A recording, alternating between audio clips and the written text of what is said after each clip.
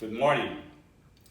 After writing the biography of Saint Dominic, I came to realize that there were very close similarities in the events that took place in the time of Saint Dominic and the events that are unfolding today in our very own 21st century.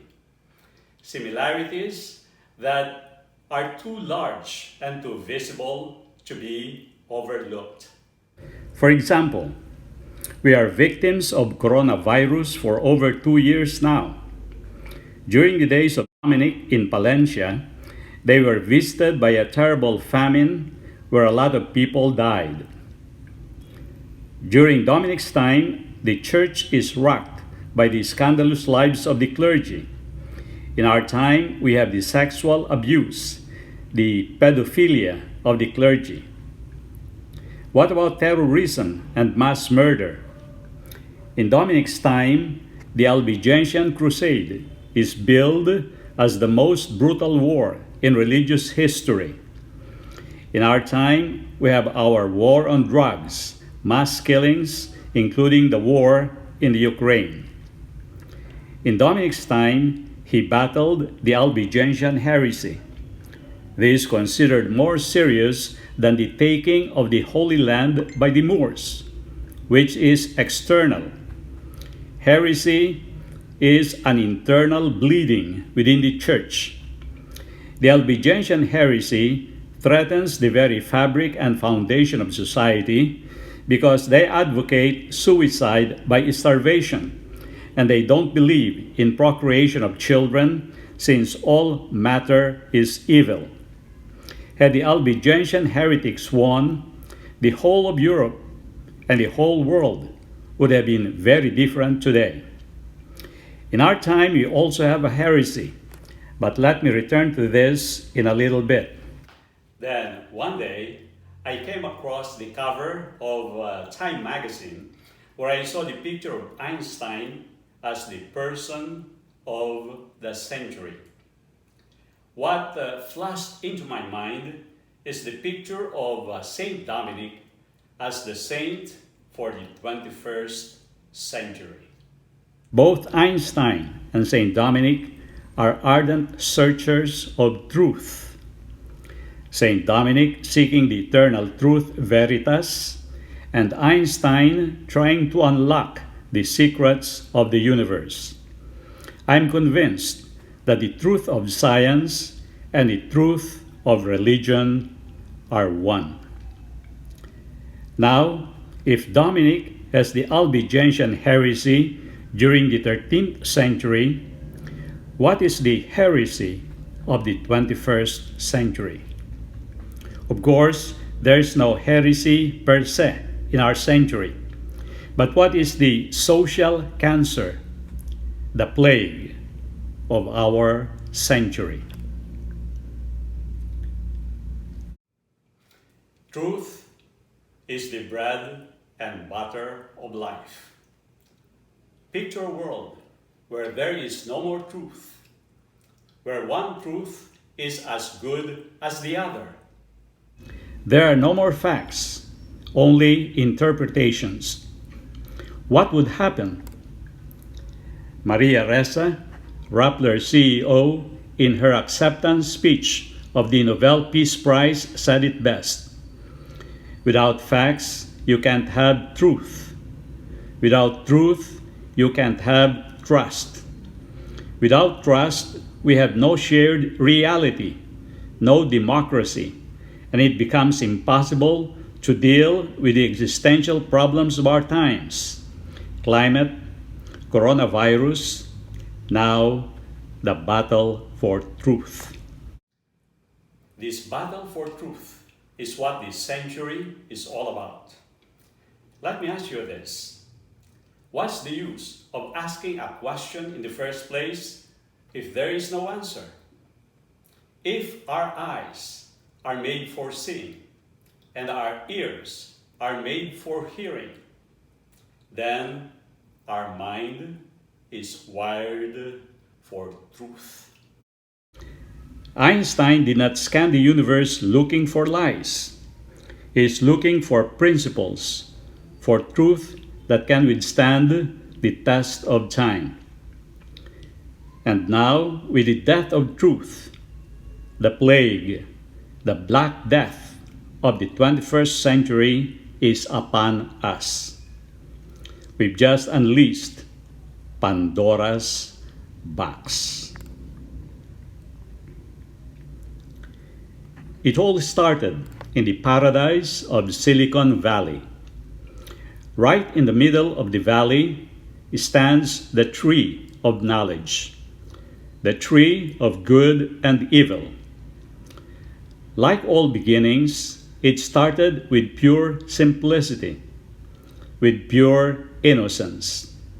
And all they talked about is us, the good of us, the good of the many versus the good of the few. A democratization of everything that promised to lead us to a wealthier, healthier, more equitable world. That was the dream. Everybody believed that the internet was a force for good. Friends and families reuniting, people finding organ donors. The dream worked for a while, and then it vanished because of greed.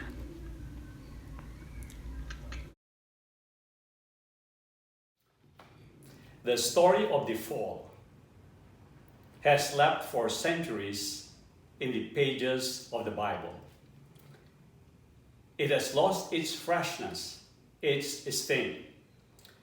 It's only now in our time, with the coming of artificial intelligence and the Internet of Things, that it has started to awaken from its deep sleep and snatch back the voice that has been silenced for centuries. It is as if we're just hearing the voice of the serpent for the very first time, the voice made for the 21st century. And we listen to it now with chilling clarity, foreboding, and dread. Like in Joseph Conrad's masterpiece, The Heart of Darkness, we cry, "Oh, the horror of it all." Now the serpent was more crafty than any of the wild animals the Lord God had made. He said to the woman, "Did God really say you must not eat from any tree in the garden?" The woman said to the serpent, "We may eat fruit from the trees in the garden, but God did say, you must not eat fruit from the tree that is in the middle of the garden, and you must not touch it, or you will die." "You will not certainly die," the serpent said to the woman, "for God knows that when you eat from it, your eyes will be opened, and you will be like God, knowing good and evil." That's the promise of our age. Digital omniscience. Man can be like God. Google promises, "I can get you anything you want." This time, we have truly stolen the fire of the gods. What happens when you have total control of truth? When truth is what you say it is. When truth comes only from one mouth, one voice, silencing all the rest. That's George Orwell's 1984. Particularly, the ministry of truth. A propaganda of lies serving only one person, Big Brother. And Big Brother decides what truth is. In our time, it's no longer Big Brother or a totalitarian state that decides what truth is, but big tech companies do. Before, only a few reputable big news agencies can broadcast news.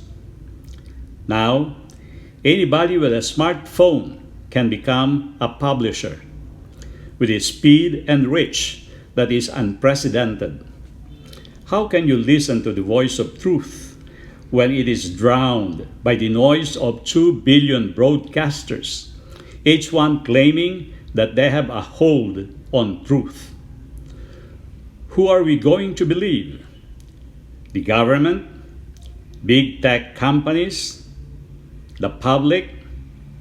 Truth is dead, and there are no more facts, only interpretations. Now, back in the days of the Desert Fathers, in the early centuries of Christianity, a seeker, a hermit, is advised to go to one's cell. Go sit in your cell, and your cell will teach you everything. The cell of the Desert Fathers, where one can seek communion with God, is the very same cell that we hold in our hands every day, because it promises the same thing. Your cell will teach you everything.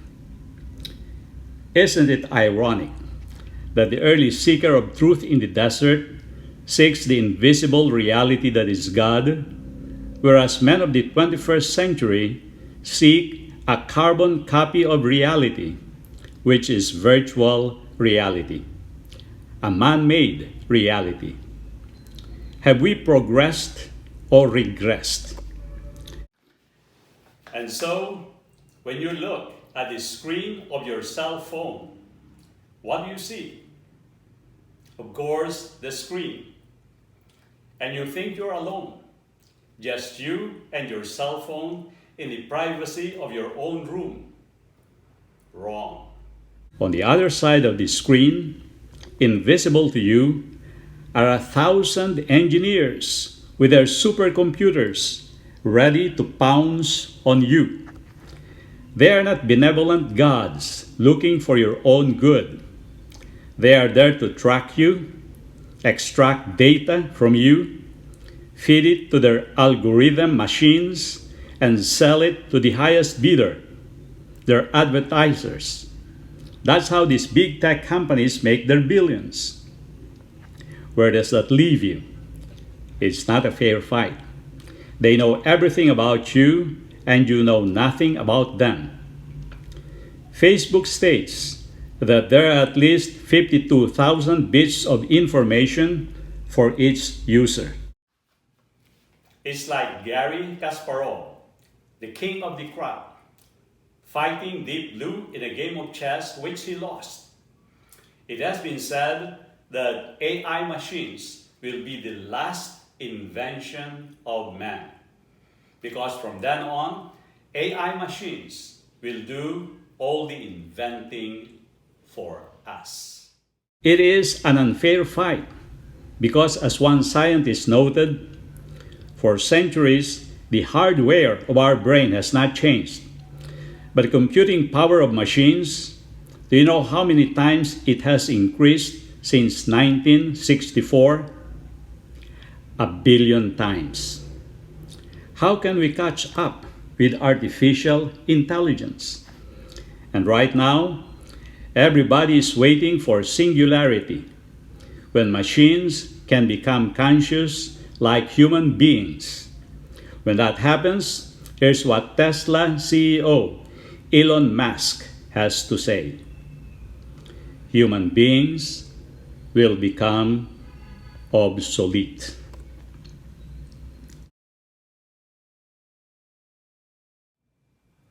We're now right in the middle of Michael Jackson's Thriller. We are right in the middle of the Night of the Living Dead, where 2 billion users are infected with the virus and still growing. Under the moonlight, you see a sight that almost stops your heart. You try to scream, but terror takes the sound before you make it. You start to freeze as horror looks you right between the eyes. You're paralyzed. That's right, you're paralyzed. This is the Medusa syndrome, the cyborg with snakes wriggling on her head. Like Medusa, if you look at the screen of your cell phone long enough, it turns you into a stone. A zombie in today's terms. When nobody believes in truth anymore, when one truth is as good as another, that's the time you catch the virus of untruth. That's the time we are most vulnerable. That's the time we can be manipulated. Like what Shoshana Zuboff pointed out in her groundbreaking book, Surveillance Capitalism, it's no longer enough to automate information flows about us. The goal now is to automate us. Sadly for us, baby boomers, we view the internet through an old lens. When I go to the library, for example, to do a research, I read a book, take notes, then go home. I acted on the book, but the book didn't act on me. The book, after all, is just a tool. Google, on the other hand, is more convenient. I need not go to the library, pay a taxi, or carry a lot of books going home. But here's the problem. The book in the library is a tool that I acted on. Not so in the digital world. It's acting back on me. It's like the hands of a zombie pulling me back in that rabbit hole where I keep falling endlessly, and I cannot get out of the hole without giving something more valuable in return. Something more private and personal. A piece of my humanity. A pound of my flesh. My autonomy. My freedom. The most precious commodity in the world right now is not gold. It's data. The moment that I log in, it starts tracking me with cookies. Everything that I do is being recorded and monitored. The longer I stay on the screen, the more it collects my data. It's my attention that it mines. True, I search Google, but Google also searches me. It searches me deeply to the extent that Google knows more about me than I do about myself. Their supercomputers are so precise that they can predict and manipulate what I think or do. That's the scary part. They sell certainty. How can I win against the onslaught of the super machines? It's a battle between the searcher and the searched. Who's gonna win? I become the raw material for data extraction to be sold to advertisers without my consent. It's the big illusion. A lot of people think Google is just a search box, and Facebook is a place to see what my friends are doing. What they don't realize is that there's an entire team of engineers whose job is to use your psychology against you. It has not always been so. There was a time when Google works for users, not advertisers. Here's a quote from Roger McNamee, an early venture capitalist. The first 50 years of Silicon Valley, the industry made products, hardware and software, and sold them to customers. A nice, simple business. For the last 10 years, the biggest companies in Silicon Valley have been in the business of selling their users.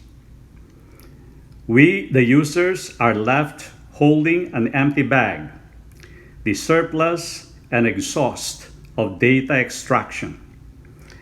And like a bad dream, the computer has just transformed itself into a digital Frankenstein. The tool that we have is now the tool that has us. Now, let's examine the value proposition of Google. I can find an answer to anything. Is that true? Needless to say, I want a true answer for my search. And that's the problem. Google is biased. People think that algorithm is designed to give them what they want, but it doesn't, because an algorithm is not objective. An algorithm is an opinion embedded in a code. It is designed to follow a goal, the company's goal. The company gives the computer an objective. This is the result that I want. And the machine obeys the company's command. But the machine does it on its own without human supervision. And it gets better and better every day. And because the machine has a mind of its own, it figures out what to show you to keep your eyes glued on the screen. The longer, the better. The algorithm has a mind of its own, so even though a person writes it, it's written in a way that you kind of build the machine and then the machine changes itself. Isn't that scary? If we go to Webster Dictionary to look for a definition, we all find the same information. We are on the same page, not with Google. Google will show you what you want to see, what you are familiar with, because of personalization. The consequence, as we know well today, was the development of personalized information ecosystems. No longer did internet users see the same information. Instead, algorithmic echo chambers shaped individual news feeds and timelines to the extent that two people sitting side by side may receive very different recommendations based on their past behaviors online. That's the truth of Google for you. Objectivity of truth gives way to personalization. It's your personal truth served by Google just for you. If truth is the ocean, and you live in a sea of trash and oil spill, what will you become? That's social media right now. An ocean of garbage and oil spill. How can truth be crystal clear? That's how Facebook started, as an online service for students to judge the attractiveness of their fellow students. And although we no longer see two photos side by side being judged by who's hot and who's not, the tradition of who's the fairest of them all continues. There's a link between mental health and social media use, especially among the youth.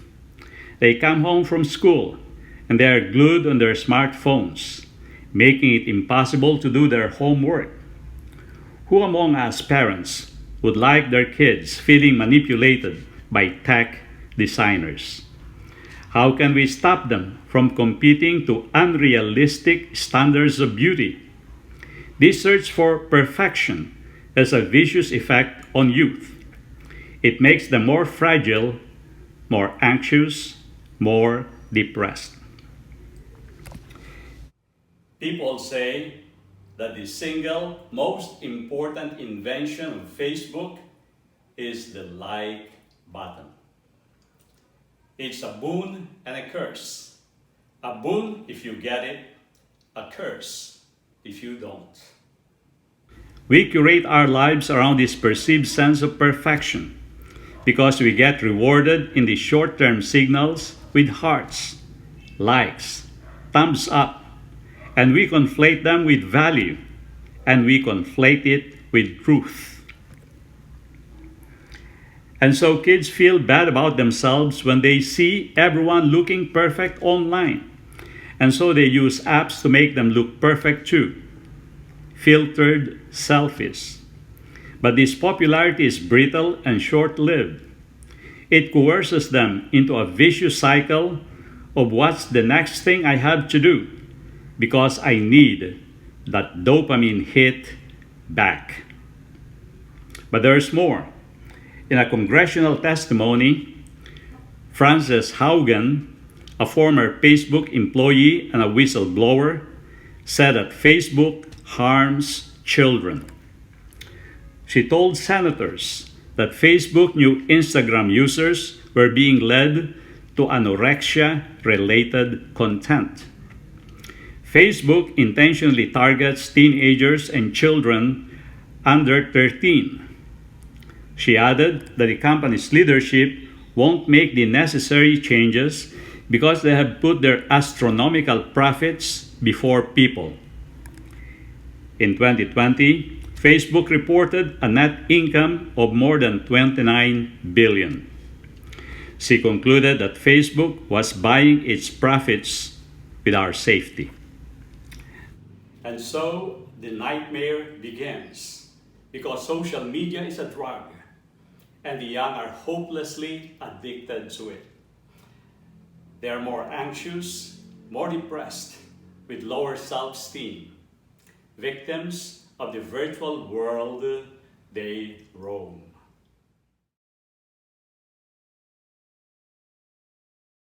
Let's listen to Thoros Waldenpond. His reason why he always goes back to nature. I went to the woods because I wished to live deliberately, to front only the essential facts of life, and see if I could not learn what it had to teach, and not, when I came to die, discovered that I had not lived. This is our previous world, the world as we know it, the world of sunlight, fresh air, pure water, the world of Walden Pond. But right now, there is just a collective sigh of regret. Oh my God, my children won't be able to see the life that I lived before. This is the world designed to be lived by humans, the world created for us by a benevolent God, not a carbon copy of reality, where big tech companies are breathing behind our necks demanding, how much time can you give to us? What we are giving up is not just our privacy, the soup of Esau. What we are giving up is our birthright, our self-determination, our humanity, our freedom to be or not to be, our freedom to be masters of our faith and captains of our souls.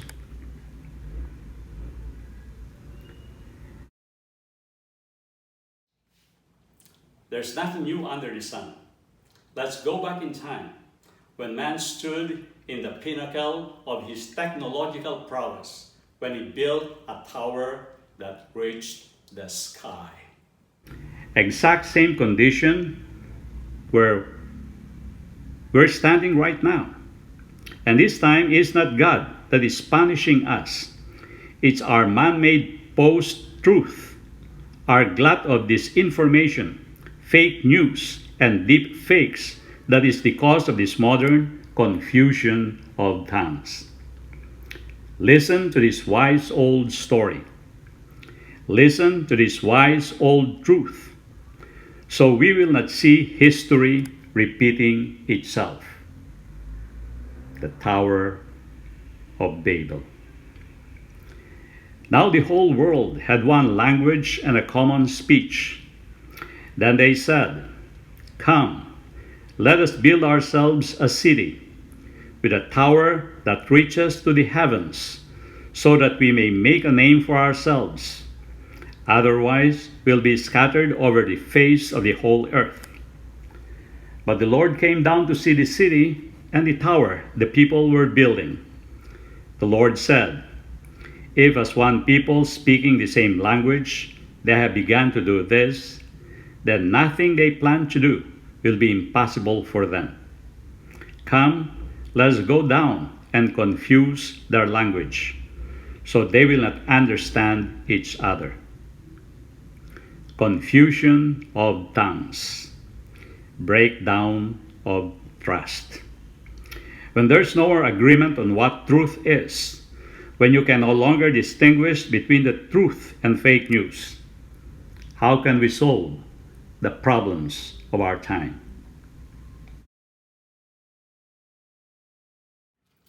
So how will this journey end? Who will win? Man or machine? They say that what we need most in this century is a story. A story that defines us. A story that tells us what to do in these times of uncertainty and untruth. Because when people understand a story, they move fast. Being a Catholic, I tried to look for God as the answer to this story. But in all my research, I couldn't find any. What I found is Time magazine's cover in 1966, "Is God Dead?" Followed by another Time magazine's cover in 2017, 51 years later, "Is Truth Dead?" No wonder, when people declare that God is dead, it won't be long before they also declare that truth is dead. So, what's the story of the 21st century?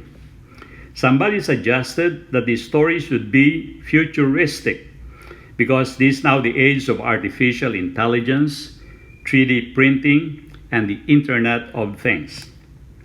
But I suggest that we focus our story on a story that never dies, a story that never ends, a story that's built on rock, not sand.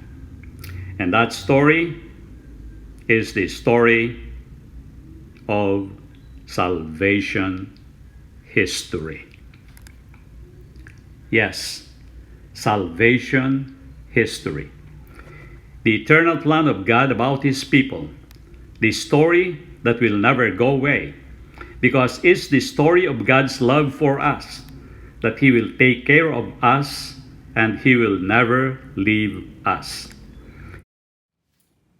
If man has only a story to tell, then God, the creator of all, has also a story to tell.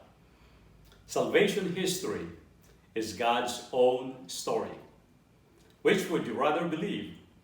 The story of man or the story of God? N.T. Wright, a famous biblical scholar, told us that salvation history has 5 acts. Act 1, creation. Act 2, the fall. Act 3, the formation of Israel. Act 4, the coming of Christ. Act 5, the church. I strongly suggest that we read the Bible daily to read the signs of our times. This is what St. Dominic did in his own 13th century. He read the pages of his time through the pages of the Bible, through the pages of salvation history. Now, let me ask you the most important question of this talk. Can you threaten what is real? You can threaten what is false. You can threaten a lie, a hoax, or fake news. But you can never threaten what is real. Herein lies the supreme peace of God, because nobody can threaten God. Nowadays, we are worried by the pandemic, coronavirus. Nowadays, we are worried about the election. Who will win, Lenny or Bongbong? But let's not look at the part. Let's look at the big picture. God has a plan for us. And no matter what happens, God will take care of us. How? Through salvation history, the story that will never go away. Because God can make something good out of evil. So let me ask this question again. Can you threaten what is real? Can you threaten God? Lucifer, the fallen angel, tried but failed. The Pharaoh of Egypt, with his whole army, tried but failed. All the mighty emperors of the Roman Empire, from Caligula to Nero, tried but failed. Hitler tried but failed. Because in the end, truth is not a thing or a fact that you can just throw around. No, truth is a person. Truth is God. Truth is I am who am. The way, the truth, the life.